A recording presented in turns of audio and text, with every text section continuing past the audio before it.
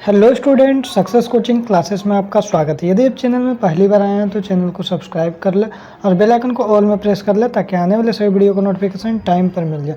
आज हम डिस्कस करने वाले हैं क्लास 10th का बोर्ड परीक्षा 2025 सामाजिक विज्ञान, जिसमें आपको सब्जेक्टिव क्वेश्चन बताने वाले हैं। इसमें अति लघु प्रश्न उत्तर आपको होने वाले हैं। अति लघु प्रश्न उत्तर आपको बताने वाले हैं जो मोस्ट इंपॉर्टेंट वेरी इंपॉर्टेंट प्रश्न होने वाला है।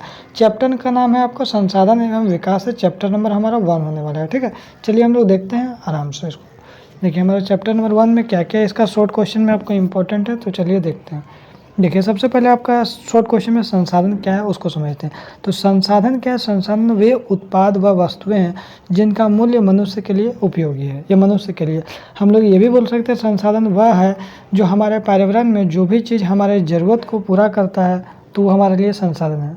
हम वीडियो देख रहे हैं मोबाइल से तो मोबाइल हमारे लिए संसाधन है। यदि हमको कॉपी में लिखना है तो हमें उसके लिए चाहिए कलम, चाहिए तो कलम हमारे लिए संसाधन। जो भी हमारा ज़रूरत को पूरा करता है उसको हम लोग संसाधन बोलते हैं। क्लियर है? यहाँ तक तो आपको क्लियर हो गया होगा। चलिए आगे हम लोग देखते हैं। उसके बाद सेकंड क्वेश्चन है प्राकृतिक संसाधन क्या है। अब नाम ही भैया जो हमारे ज़रूरत को पूरा करता है उसको संसाधन बोलते हैं। प्राकृतिक मतलब जो हम लोग को भगवान दिया, नेचुरल दिया। तो प्राकृतिक उपहार जो भूमि हो गया, जल हो गया, वनस्पति हो गया और खनिज के रूप में है, इसको हम लोग क्या बोलते हैं? प्राकृतिक संसाधन बोलते हैं। इसको हम लोग खुद नहीं बनाते हैं, मनुष्य इसका उत्पन्न नहीं कर सकता, उसको हम लोग प्राकृतिक संसाधन बोलते हैं। आगे देखिए प्राकृतिक संसाधन के कोई 4 उदाहरण दीजिए। तो बोल सकते हैं भूमि, बोल सकते हैं जल, बोल सकते हैं खनिज, बोल सकते हैं वन, बोल सकते हैं। क्या ये सब हम लोग बनाए? हम लोग नहीं बनाए। तो ये सब क्या हो जाएगा? प्राकृतिक संसाधन के 4 उदाहरण हो गए। आगे देखिए मानवकृत संसाधन क्या है? तो मनुष्य, जो मनुष्य के द्वारा बनाया गया है। मानवकृत क्या है? मनुष्य द्वारा उत्पन्न किए गए संसाधनों को मानवकृत संसाधन कहते हैं। जैसे उदाहरण के लिए इंजीनियरिंग के द्वारा तकनीक, टेक्नोलॉजी के द्वारा मशीन, भवन, स्मारक, सामाजिक संस्थाएं, ये सब क्या मनुष्य के द्वारा बनाया गया है, तो उसको हम लोग क्या बोलते हैं? मानवकृत संसाधन बोलते हैं। अब जरा समझते हैं जैविक और अजैविक खनिज का एक एक उदाहरण।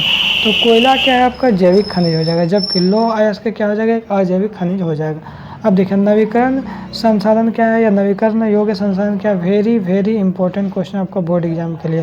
तो याद रखिए कुछ संसाधनों को स्वतः नवीकरण क्षमता होती है, जैसे सूर्य की रोशनी, हवा, ये सब क्या है हमको कभी भी ख़त्म होने वाला नहीं है, समझे? हमेशा हम लोग को यूज इसका करते रहते हैं। पौधे और जानवरों में अपने आप में पुनः उत्पन्न करने की योग्यता होती है। वन तथा वन्य जीवन, जल और सौर ऊर्जा आदि नवीकरणीय संसाधन है। जैसे आपका पवन ऊर्जा हो गया, सौर ऊर्जा हो गया, ये सब कभी भी खत्म होने वाला ये सब संसाधन नहीं, तो उसको हम लोग क्या बोलते हैं? नवीकरण योग्य संसाधन बोलते हैं। ऐसा संसाधन जिसका हम लोग प्रयोग बार बार कर सकते हैं, कभी भी खत्म नहीं होता, उसको हम लोग नवीकरण योग्य संसाधन बोलते हैं। और जस्ट उसका उल्टा ऐसा संसाधन जिसका हम लोग एक बार प्रयोग करने के बाद समाप्त हो जाता है और ख़त्म होने में, इसको फिर दोबारा बनने में लाखों करोड़ साल लग जाता है, ऐसा संसाधन उसको हम लोग क्या बोलते हैं? अनवीकरण योग्य संसाधन बोलते हैं। जैसे आपका कोयला हो गया, पेट्रोल हो गया। देखिए वे संसाधन जो एक बार उपयोग के बाद पुनः नहीं बन सकते हैं, मतलब तुरंत नहीं बनाया जा सकता, अनवीकरण संसाधन कहते हैं। खनिज क्या अनवीकरण संसाधन हो जाएगा, जैसे तेल, गैस, कोयला, ये सब क्या है? संसाधन अनवीकरण है। आगे देखिए संसाधनों का संरक्षण क्यों जरूरी है? क्योंकि देखिए संसाधनों का अंधाधुंध प्रयोग करिएगा तो आगे आने वाले फ्यूचर के लिए भी तो संसाधन बचना चाहिए ना। तो संसाधनों का उपयोग करते समय अनेक प्रकार की प्रकृति और आकार का ध्यान रखना चाहिए। सीमित संसाधन आगे आने वाली जो पीढ़ी होता है फ्यूचर में के लिए भी मौजूद रहने आवश्यक है। संसाधनों को पुनः उपयोग और पुनः चक्रण होना चाहिए। आगे यदि हम लोग देखते हैं बाबू, खनिज संसाधन की परिभाषा दीजिए। तो संसाधन जो भूमि से प्राप्त होता है, जो जमीन से प्राप्त होता है, उसी को हम लोग खनिज संसाधन बोलते हैं। जैसे लौह अयस्क हमारा हो गया खनिज संसाधन हो गया। आगे देखिए भूताप्य ऊर्जा क्या है? तो भूताप्य ऊर्जा पृथ्वी के गर्भ से, जो पृथ्वी होता है ना उसका गर्भ से जो प्राप्त की जाती है या पृथ्वी की आंतरिक ऊष्मा से उत्पन्न होती है गर्म स्रोत, तो उसको हम लोग क्या बोलते हैं? भूताप्य ऊर्जा बोलते हैं।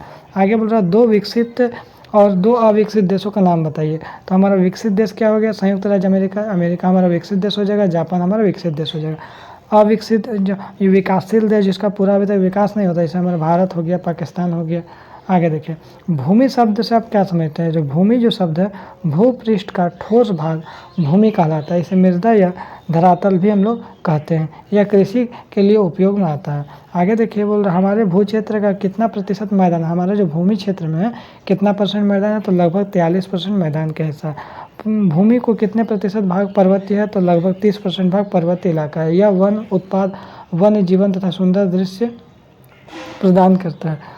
प्रतिभूमि किसको बोलते हैं? देखिए प्रतिभूमि वह सीमांत भूमि है जिस पर प्रति वर्ष कृषि नहीं की जाती है, हर एक वर्ष कृषि नहीं किया जाता है, यह 1 या 2 वर्ष के लिए खाली छोड़ दिया जाता है, मैंने 1 या 2 साल के लिए उसको खाली छोड़ दिया जाता है, हर साल कृषि उसमें नहीं किया जाता है, जिससे मृदा उपजाऊ बन सके। मान लीजिए 1 साल कृषि किए, 2 साल कृषि किए, उसके बाद छोड़ दीजिए उसको, 2-4 साल के लिए छोड़ दीजिएगा ना, तो उसके बाद यदि उसमें कृषि करिएगा तो क्या हो जाएगा, वो जो मिट्टी रहेगा उपजाऊ रहेगा। यदि लगातार करिएगा तो मिट्टी क्या उपजाऊ खत्म हो जाएगा, उसी को हम लोग बोलते हैं प्रतिभूमि बोलते हैं।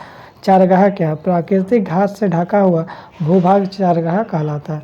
आगे देखिए क्या बोल रहा है, उन कारकों को बताइए जिसने भूमि और जल का प्रदूषण होता है। तो औद्योगिक प्रदूषण, जल का, और उद्योगों द्वारा पत्थर तोड़ने से निकली धूल द्वारा। आगे बोल रहा है क्षरण से भूमि की रक्षा क्या महत्व है। क्षरण से भूमि का रक्षा करना महत्वपूर्ण है, क्योंकि भूमि पर जनसंख्या दबाव को सहन करने के लिए भूमि या मृदा क्या है, आवश्यक है। आगे देखिए समाप्यता के आधार पर संसाधनों को किस प्रकार विभाजित किया जाता है, ये भी आपको देखिए बोर्ड एग्जाम में पूछा गया है। तो बोलो समाप्यता के आधार पर संसाधनों को किस प्रकार विभाजित किया जाता है, तो नवीकरण योग्य और अनवीकरण योग्य 2 में बांटा जाता है। आगे बोल रहा है भारत के किन्हीं 2 राज्यों का नाम बताइए जहां सौर ऊर्जा संसाधनों का अपार संभावना। तो गुजरात और राजस्थान। बंजर भूमि किसको बोलते हैं, बंजर भूमि में पहाड़ी, चट्टान, सूखी और मरुस्थलीय भूमि शामिल है। आगे यहाँ पर बोल रहा है आयु के आधार पर जलोढ़ मृदा कितने प्रकार के होते हैं, तो याद रखिएगा 2 प्रकार के होते हैं, खादर और एक बांगर, जिसको हम लोग पुरानी जलोढ़ बोलते हैं, वो नहीं बोलते हैं। ठीक है, तो इसमें आपको जितना भी अति लघु प्रश्न था उसको बता दिए। इसके बाद जो वीडियो लेकर आएंगे उसमें लॉन्ग क्वेश्चन आपको बताएंगे। तो यदि आपको वीडियो अच्छा लगे हमारा तो लाइक करिएगा, शेयर करिएगा, अगर चैनल में नए हैं तो चैनल को सब्सक्राइब जरूर करिएगा। फिर मिलते हैं हम लोग नेक्स्ट वीडियो में। Thank you.